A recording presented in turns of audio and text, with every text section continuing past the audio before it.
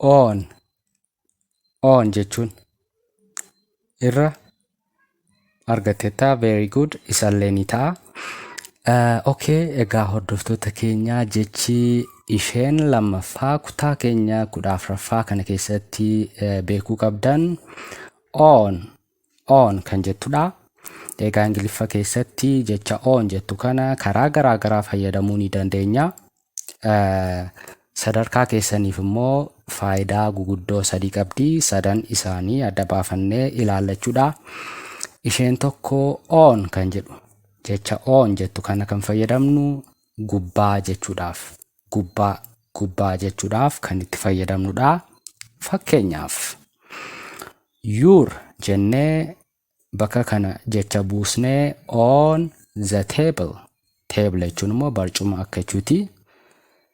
Your phone is on the table bakka kanatti jecha is jettuu dabaluu qabdu.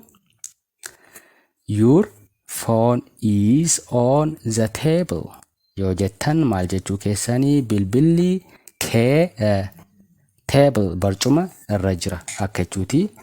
Fakkeenyaaf barcuma haa fudhannu. Ishee kana bilbilli asirra yoo jiraate maal jennaa? Your jechuun kan kee akka jechuuti.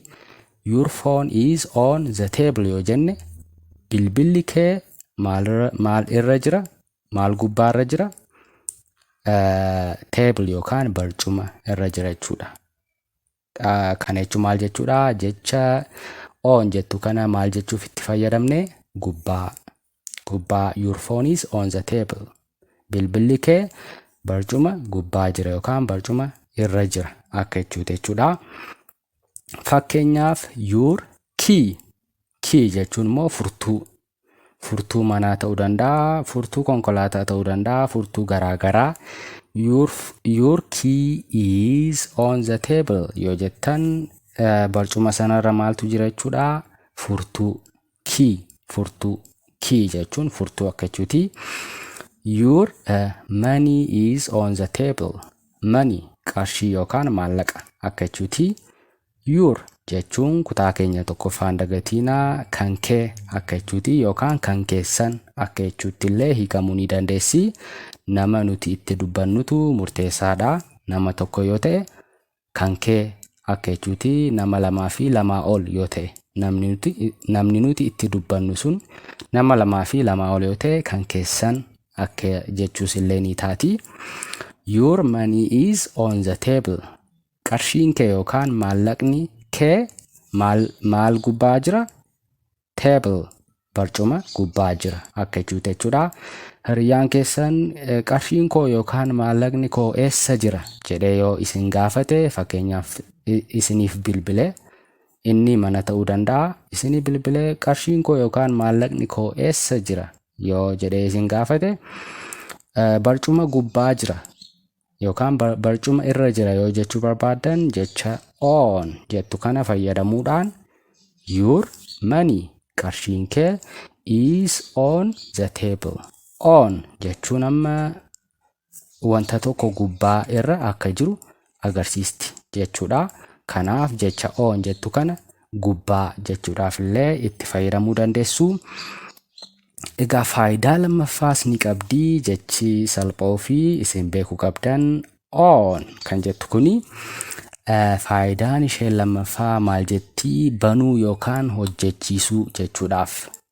Wanta tokko yoo bantan yookaan wanta dalagaa dhaabe tokko yoo hojjechiistan, fakkeenyaaf TV ta'uu danda'a, bilbila ta'uu danda'a. Yeroo sana TV sana yeroo on gootanii hojjechiistan maal jennaa? On kan jedhu fayyadamna jechuudha. Fakkeenyaaf turn on the TV yoo jedhe namni tokko turn jechuun naannessuu akka jechuuti. Fakkeenyaaf wanti tokko gara asitti yoo jiraate gara asitti yoo naannessine turn goone jechuudha. Turn right yoo jenne gara mirgaatti akka jechuuti. Turn left yoo jenne gara bitaatti akka jechuuti. Wanta tokko gara asitti yookaan gara asitti yookaan gara gaditti yookaan gara olitti yoo gootan yoo naannessitan naannessuu akka jechuuti turn jedhama. Fakkeenyaaf turn on the TV yoo jettan TV'n on ofii wanta isin tuqxanii yookaan naannestanii bantan qabaachuu ni danda'a. Cufameera yoo ta'e yeroo isin bantan maal jenna? On jenna. Yeroo cufamu immoo off jenna. Jecha kana gara fuula duraatti ni ilaalla. On gootan jechuun wanta sana hojjechiistan akka jechuuti. Banuu yookaan hojjechiisuuf wanta tokko hojjechiisuu akka jechuuti. Fakkeenyaaf turn on the light. Light jechuun immoo ibsaa ibsi akkuma jennu sana jechuudha. Ibsaa ibsi yoo jenne wanta sana hojjechiise akka jechuuti. Wanta sana hojjechiisuudha yookaan wanta sana banuu akka jechuuti. Turn on the TV. Televizyina bani akka jechuuti. Turn on the light. Ibsaa ibsi yookaan ibsaa bani akka jechuudha. Egaa wanta akka banamu barbaadan turn jettanii naannessuudha. Yeroo ibsaa ibsitan fakkeenyaaf ibsaa yeroo ibsitan on gootu tuqxanii garaasiitti naannessitu yookaan garaasiitti naannessitu. Sookeettii keessa jiru siistamni isaa akkasidha. Yookaan garaasiitti on ofii ni qabachuudha. Kanaaf jecha on jettu wanta tokko hojjechiisuuf yookaan banuudhaaf jecha itti fayyadamnudha. Turn jechuun immoo naannessuu. Turn right gara mirgaatti naannessuudha. Turn left yeroo jennu immoo gara bitaatti akka naannessu akka jechuuti. Jecha kana gara fuula duraatti ni baranna. Turn yeroo jedhamu garuu naannessuullee akka jechuu ni ta'a. Turn yeroo jennu immoo karaa biraa dabaree akka jechuullee ta'uu ni danda'a. Mee jecha kana gara fuula duraatti ni baranna. Garuu ammaaf fakkeenyaaf the TV is on. TV'n banaadha yookaan hojiirra jira yeroo jechuu barbaannu TV sana ilaalaa jirtu yoo ta'e TV'n sun on yoo jedhame banaadha hojiirra jira isin ilaalaa jirtu akka jechuuti. My computer is on. My computer asitti jecha is jedhu gashaa. My computer is on jechuun maal jechuudha? Kompiitarri koo banaadha akka jechuudha. Kompiitarri keessan hojii hojjechaa jira. Hojjechiisuu. My computer is on. Yeroo cufaa ta'u immoo jecha off jettuu fayyadamna. Kutaa keenya itti aanu keessatti ni baranna. Jecha off jettu garuu ammaaf wanta tokko hojjechiisuu yookaan banuu kan jedhuuf jecha on jettu kana fayyadamuu ni dandeessu jechuudha. Akkasitti walumaa galatti egaa jecha on jettu kana akkuma gubbaa jenne a keessatti jechuudha. Caa kana keessatti immoo irra akka jechuutti illee ni dandeenya. Egaa yeroo gubbaa yeroo jechaa turretti a kana keessatti jechuudha. Walumaa galatti wanti tokko yeroo wanta tokkorra ta'uudha. Fakkeenyaaf foon bilbilli kee barcuma gubbaa jira jechaa turre.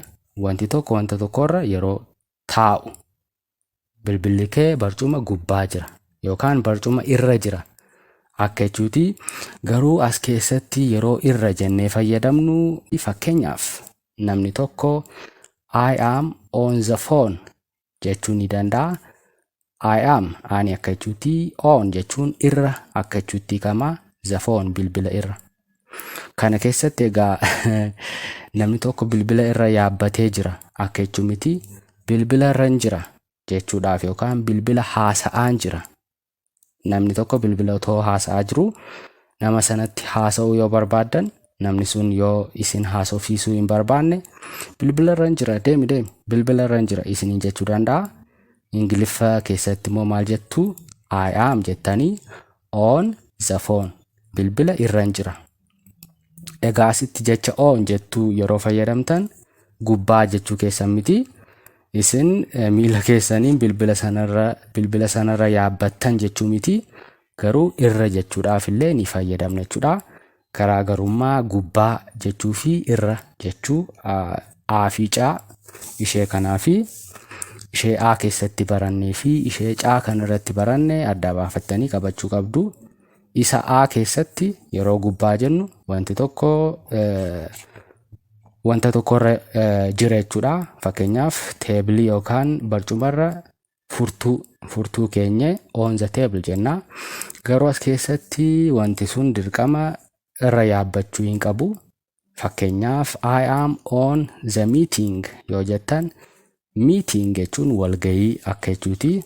Walgahii meeting. Meet yeroo jennu nama tokko quunnamuudha. Meeting yeroo jettan immoo walgahii akka jechuuti.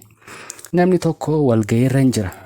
Walgahii irra jira yoo jechuu barbaade I am on the meeting jedha.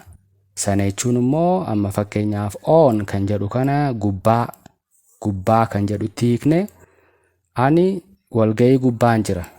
Walgahii sanarra hin yaabbanne jechuudha nuti. Walgahii wanta jedhamurra hin yaabbanne garuu walgahii irra jira jennee yeroo dubbachuu barbaannu akkasitti itti fayyadamuu ni dandeenya jechuudha. Gubbaa yeroo ta'uu fi jecha on jettu kana gubbaa yeroo ta'uu fi irra yeroo ta'u akkasitti adda baafattanii itti fayyadamuu ni dandeessu jechuudha. Fakkeenya ishee sadaffaa I am on my way.